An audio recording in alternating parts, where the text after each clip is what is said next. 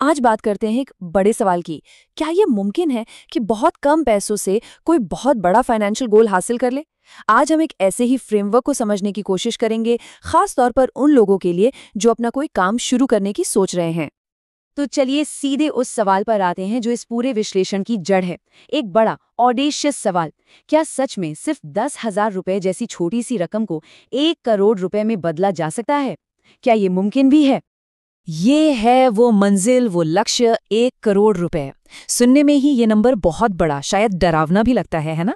लेकिन इस पूरे फ्रेमवर्क का जो कोर आइडिया है वो ये है कि किसी भी बड़े नंबर को, कितने भी बड़े नंबर को छोटे छोटे मैनेजेबल टुकड़ों में तोड़ा जा सकता है। तो आज का रोड मैप कुछ ऐसा रहेगा। सबसे पहले हम देखेंगे कि ये 1 करोड़ वाला सवाल क्या है, फिर उस लक्ष्य को छोटे हिस्सों में कैसे तोड़ा जाता है। इसके बाद हम 3 अलग अलग रास्ते देखेंगे: अपने हुनर को डिजिटाइज करना, एक रीसेलर बनना और अपना खुद का प्रोडक्ट बनाना। और आखिर में बात करेंगे उस मानसिकता की जो ये सब मुमकिन बनाती है। तो सबसे पहली बात, इस 1 करोड़ को किसी सपने या फैंटेसी की तरह नहीं देखना है। इसे एक असल टैंजिबल टारगेट की तरह देखना है। और ये किसी के लिए भी मुमकिन हो सकता है, चाहे उसकी उम्र कुछ भी हो या बैकग्राउंड कुछ भी हो। बस सोचने का नजरिया बदलना पड़ेगा। अच्छा, तो अब आते हैं इसके सबसे जरूरी हिस्से पर। इसका फंडामेंटल प्रिंसिपल ये है कि उस बड़ी फाइनल रकम को घूरना बंद करो और उसकी जगह उन छोटे छोटे हिस्सों पर फोकस करो जिनसे मिलकर वो बड़ी रकम बनती है। और यहीं पर आता है द यूनिट फॉर्मूला।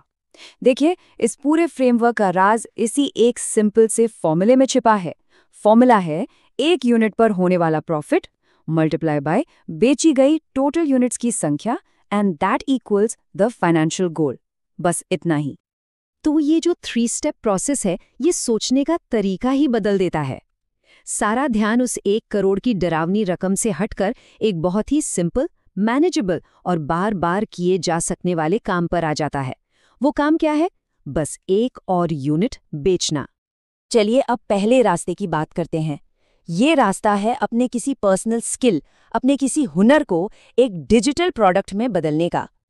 और यहाँ सोर्स इस बात पर बहुत जोर देता है कि हर इंसान के पास कोई ना कोई हुनर, कोई ना कोई एक्सपर्टीज होती ही है। जरूरी नहीं कि वो कोई फॉर्मल ट्रेड हो, वो कोई भी प्रैक्टिकल स्किल हो सकती है जो तजुर्बे से सीखी गई हो। एक बहुत ही सॉलिड एग्जाम्पल इसका है ई बुक मॉडल। सोचकर देखिए, अपना हुनर लोगों के साथ बांटने के लिए एक लो कॉस्ट ई बुक बनाई। मान लीजिए एक किताब पर सिर्फ 200 रुपए का प्रॉफिट होता है, तो 50,000 कॉपीज बेचकर सीधा 1 करोड़ के लक्ष्य तक पहुंचा जा सकता है। और कमाल की बात यह है कि इसे बनाने में कोई खास लागत भी नहीं आती। अच्छा, अब आते हैं दूसरे रास्ते पर। ये रास्ता है एक रीसेलर या कह लीजिए एक बिचौलिए बनने का, मतलब दूसरों के बनाए हुए प्रोडक्ट्स बेचकर अपना मार्जिन कमाना। तो यहाँ ना रीसेलिंग के 2 बिल्कुल अलग अलग मॉडल्स बताए गए हैं।